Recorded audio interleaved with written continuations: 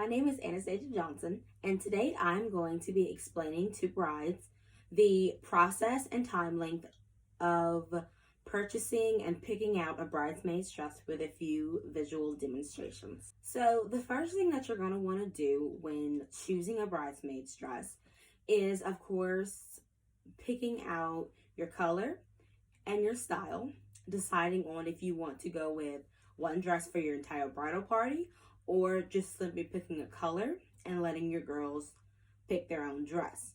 There are multiple ways to go about doing this, and I myself have seen a couple different variations of those techniques. But once you've picked and chosen what you want your special day to look like, your next step is to get in touch with any bridesmaids shop or retail store that is going to carry either the brand or the style and the color that you would want to. So after you set up your bridesmaids appointment, you would typically bring all your girls in. The sales associates there or the bridal consultants are going to show you what they have, and if you like it, the next step would be to measure your girl. Now, when it comes to the measuring process, there's a few things that brides and bridesmaids need to know. Normally bridesmaids dresses do run small, so it's not going to be the actual size that you wear. For example, if you wear a size 8 in real life, your bridesmaid's dress could be either anywhere from a 6 to a 12, just depending on the brand and the fit of the dress. So when it comes to measuring, usually what's going to happen is your bridal consultant is going to get 3 specific measurements, 4 if you're on the taller side, but they're going to get your bust measurement, your natural waist measurement, and then your hip and your butt measurement. They're also going to ask you your height if you look taller. So if you have on a coat, as I have on here, we're probably going to ask you to remove it. So that way we can get a better measurement of what size you're going to want.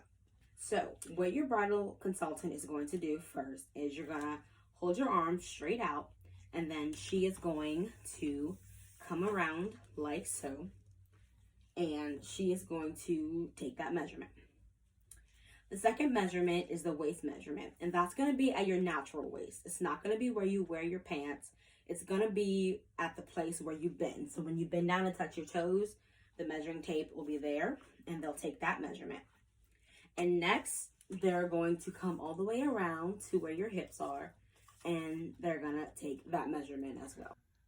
After all the measurements were taken, we would go and sit down with the bride one last time to make sure that we had all the information correct and ready to be sent off. So this is just an example of the information that we would collect.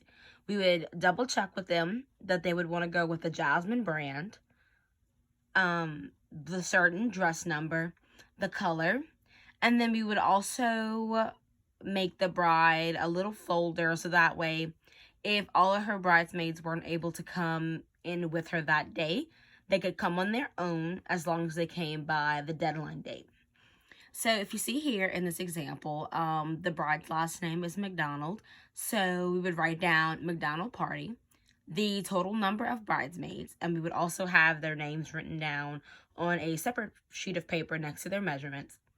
And then, of course, before they would come in, we would always ask them their wedding date, because it does take about 4 to 6 months for a bridesmaid's dress to come in. So as you can see here, her wedding is next December. So her deadline for her girls to come in and get measured would be June 1st of next year. So she has plenty of time for her girls to come in. And if she has some changes that she wants to make, she can definitely come in and do that. As long as it's done by June 1st, everything would be good. So for bridesmaids, size charting. This would be an example of what we would need. So as you can see here for the McDonald party, Megan, her bust measurement is 42, her waist is 33, and then her hip is 44 and a half. And it looks like she's about average height, which is 5'5", so she wouldn't need to worry about the extra length. So then we would just focus on the 3 normal measurements. So if we come over here to the Jasmine Bridesmaids size chart, we would see that a 42 bust is at a size 14. Her waist and her hip are measuring for, let's see, a size 12, but her waist is a size 12, but her hip, she would need the 14.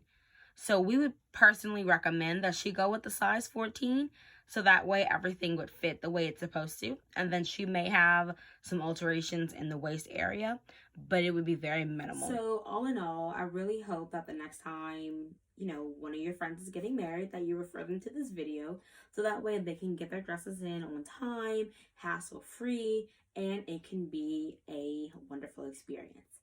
Thanks for watching.